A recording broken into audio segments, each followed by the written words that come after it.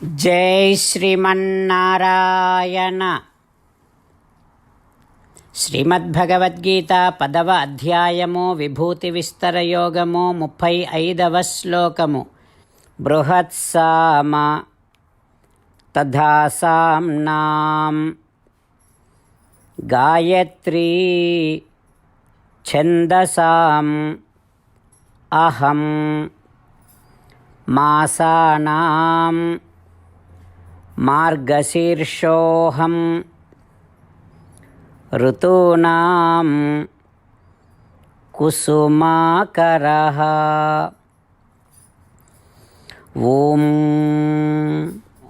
గీతాచార్యుడు శ్రీకృష్ణ పరమాత్మ అర్జునుడితో పాటు మనందరికీ విభూతి విస్తర యోగాన్ని ఉపదేశం చేస్తూ ఉన్నాడు.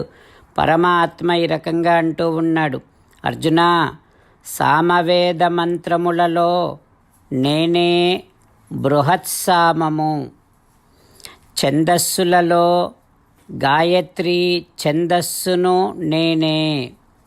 అర్జున, మాసములలో మార్గశీర్ష మాసమును నేనే, ఋతువులలో వసంత ఋతువును నేనే అంటూ శ్రీకృష్ణ భగవానుడు పరమాత్మ వైభవాన్ని ప్రస్ఫుటంగా మధురమైనటువంటి కీర్తనల ద్వారా తెలియచేసేటటువంటి సామవేదములో శ్రేష్టమైనటువంటి మాధుర్యము ఎక్కువగా కలిగిన బృహత్సామములో తన అంశాధిక్యత ఉంది అనంటూ, అంతేకాకుండా వేదాలలో అనేకమైనటువంటి మంత్రాలు అనేకమైనటువంటి ఛందస్సులలో ఉంటాయి.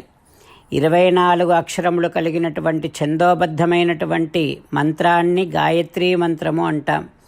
ఆ 24 అక్షరములతో కూడినటువంటి గాయత్రీ ఛందస్సు ద్వారా ఉన్నటువంటి వేదమంత్రము ద్వారా పరమాత్మ యొక్క సంపూర్ణమైనటువంటి వైభవాన్ని తెలియచేసే ఒక మంత్రాన్ని విశ్వామిత్ర మహర్షి ద్వారా దర్శింపబడినటువంటి ఆ మంత్రము వేదమంత్రములన్నింటిలోకెల్లా శ్రేష్టమైనటువంటి మంత్రమని, ఆ మంత్రము అంత శ్రేష్టతమము కావడానికి కారణం తన అంశాధిక్యత ఉండటము వలననే అంటూ పరమాత్మ ఉపదేశం చేస్తూ, అంతేకాకుండా మాసాలలో మార్గశీర్ష మాసములో తన అంశ ఆధిక్యత ఉండటము వలన అది అతి పవిత్రమైనటువంటి మాసమని, మహాభారత కాలములో సంవత్సరానికి ప్రప్రథమంగా పరిగణింపబడినటువంటి మాసము మార్గశీర్ష మాసమని, పరమాత్మ యొక్క సంపూర్ణమైనటువంటి అనుగ్రహాన్ని అందించగలిగినటువంటి ధనుర్మాసాది వ్రతములు కూడా చేసుకునేటటువంటి మాసము మార్గశీర్ష మాసమని చెబుతూ, భగవానుడు ఋతువులన్నింటిలోకెల్లా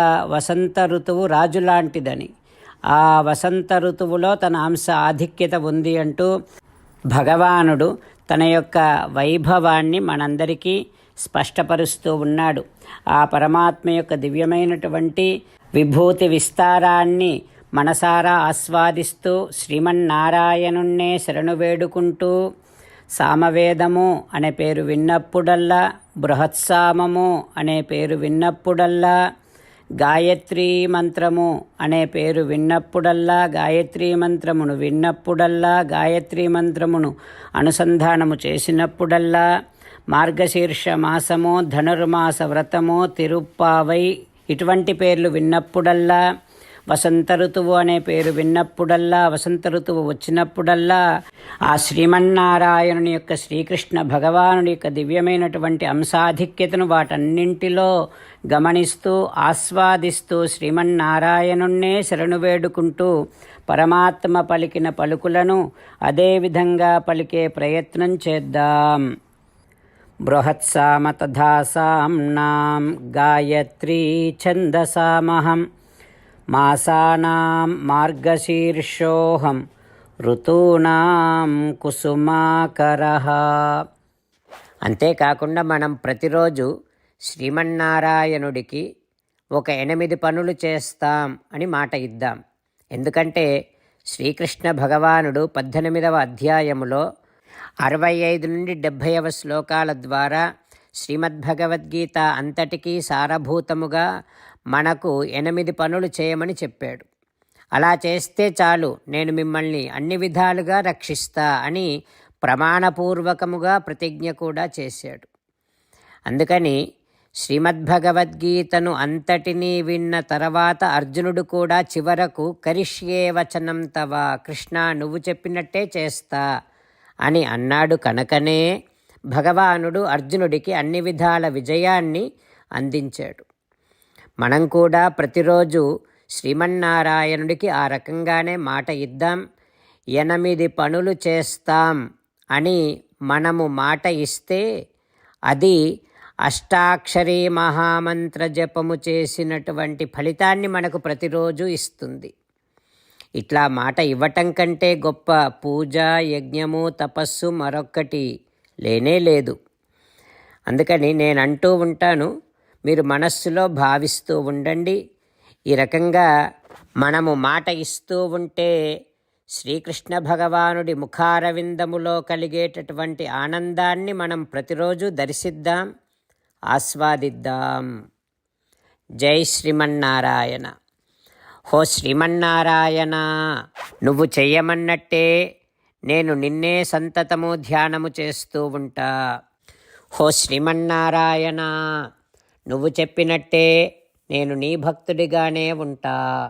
హో శ్రీమన్నారాయణ, నువ్వు చెయ్యమన్నట్టే నేను నా విధులను, కర్తవ్యాలను నీ సేవగా, నీ తృప్తి కోసమనే సక్రమంగా నిర్వర్తిస్తూ ఉంటా. హో శ్రీమన్నారాయణ, నువ్వు చెప్పినట్టే నేను నీవాడిని అనే మహావిశ్వాసముతో నీకే నమస్కరిస్తూ ఉంటా. హో శ్రీమన్నారాయణ, మామేకం శరణం వ్రజ, నన్ను ఒక్కడిని మాత్రమే శరణు వేడుకో అని నువ్వే అన్నావు కనుక నేను నిన్ను ఒక్కడిని మాత్రమే శరణు వేడుకుంటా. హో శ్రీమన్నారాయణ, మా శుచః, ఇక దుఃఖించకు అని నువ్వే నాకు భరోసా ఇస్తున్నావు కనుక నేను ఇక దుఃఖించను. హో శ్రీమన్నారాయణ, నువ్వు చెప్పినట్టే నువ్వు నా కోసమని అనుగ్రహించినటువంటి శ్రీమద్భగవద్గీతను ప్రతిరోజు కనీసము ఒక్క శ్లోకాన్నైనా జ్ఞాపకం చేసుకుంటూ శ్రీమద్భగవద్గీతను అనుసంధానము చేస్తూ ఉంటా.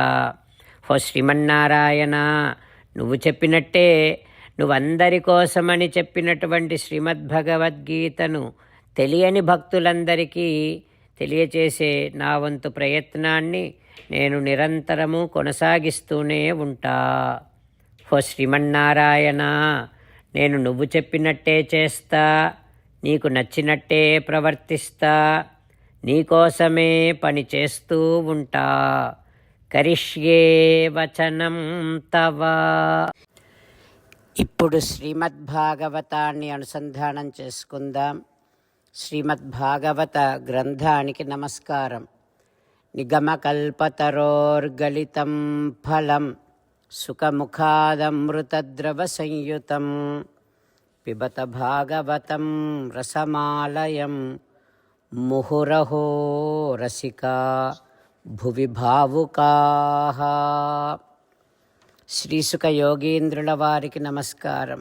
యం ప్రవ్రజంతమనుపేతమపేతకృత్యం ద్వైపాయనో విరహకాతర ఆజుహావ పుత్రేతి తన్మయతయా తరవోభినేదుః తం సర్వభూతహృదయం మునిమానతోస్మి. నరనారాయణులకు, చతుర్ముఖ బ్రహ్మకు, సరస్వతీదేవికి, వ్యాస మహర్షుల వారికి నమస్కారం. నారాయణం నమస్కృత్య నరం చైవ నరోత్తమం దేవీం సరస్వతీం వ్యాసం తతో జయం ఉదీరయేత్. శ్రీమద్భాగవతము 10వ స్కంధము 10వ స్కంధములో 145వ రోజు.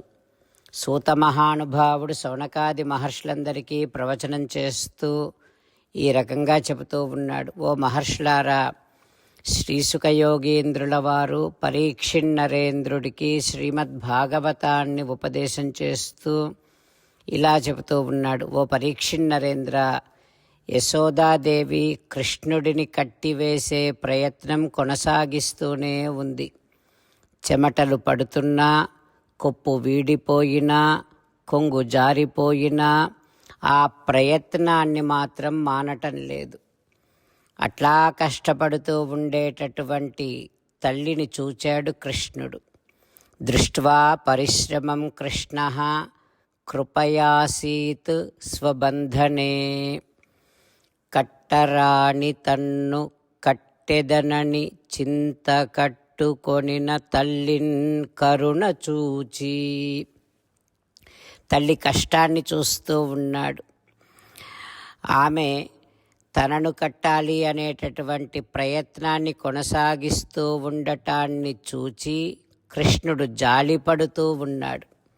అయితే ఆమె పడేటటువంటి తపనను కూడా చూస్తూ ఉన్నాడు. తనని తన ఆధీనములో పెట్టుకోవాలి అని అమ్మ చేస్తూ ఉండే ప్రయత్నాన్ని చూచి సంతోషిస్తూ ఉన్నాడు కృష్ణుడు. తన సర్వేశ్వరత్వము ఒకవైపు, మరొక్క వైపేమో యశోదమ్మలో ఉండేటటువంటి ప్రేమ. ఈ రెండు పోటీ పడుతూ ఉన్నాయి అన్నట్టుగా ఉంది. ఇక భగవానుడు తన ఈశ్వరత్వాన్ని ఉపసంహరించుకున్నాడు. తల్లి ప్రేమకు లోనయ్యాడు. ఆమె కడుతూ ఉండేటటువంటి త్రాడు చేత కట్టించుకున్నాడు. ఆహా కృష్ణ, ఏమి లీల తండ్రి నీది! బంధ విమోచనుడీసుడు సకల జీవుల సర్వబంధాలను, సంసార బంధములను, జనన మరణ చక్ర బంధములన్నింటినీ తొలగించేటటువంటి పరమపురుషుడు శ్రీమన్నారాయణుడు ఇప్పుడు జననీ బంధంబునన్ కట్టుబడియన్ పాటించి నృపా. తల్లి చేతికి చిక్కాడు. తల్లి త్రాడు చేత కట్టుబడిపోయాడు. తల్లి ప్రేమకు వశమైపోయాడు. ప్రేమించినటువంటి వారికందరికీ ఆత్మబంధువైనటువంటి పరమపురుషుడు శ్రీమన్నారాయణుడు యశోదమ్మకు వశమైపోయాడు అంటూ శ్రీశుకుల వారు ఉపదేశం చేస్తూ ఉన్నారు. ఆ తర్వాత ఏం జరుగుతుందో రేపు తెలుసుకుందాం. ఓం శ్రీకృష్ణ పరబ్రహ్మణే నమః. ఓం అస్మద్గురుభ్యో నమః. ముకుందమాల. కృష్ణో రక్షతు నో జగత్రయగురుః కృష్ణం నమస్యామ్యహం. కృష్ణే నామరశత్రవో వినిహతాః కృష్ణాయ తస్మై నమః. కృష్ణాదేవ సముత్థితం జగదిదం కృష్ణస్య దాసోऽస్మ్యహం. కృష్ణే తిష్టతి విశ్వమేతదఖిలం. హే కృష్ణ సంరక్ష మాం. శ్రీమద్భగవద్గీత 10వ అధ్యాయము 35వ శ్లోకము. బృహత్సామ తథా సామ్నాం గాయత్రీ ఛందసామహం. మాసానాం మార్గశీర్షోహం. ఋతూనాం కుసుమాకరః. బృహత్సామ తథా సామ్నాం గాయత్రీ ఛందసామహం. మాసానాం మార్గశీర్షోహం. ఋతూనాం కుసుమాకరః. శ్రీమన్నారాయణ కరిష్యే వచనం తవ. సర్వం శ్రీకృష్ణార్పణమస్తు. జై శ్రీమన్నారాయణ.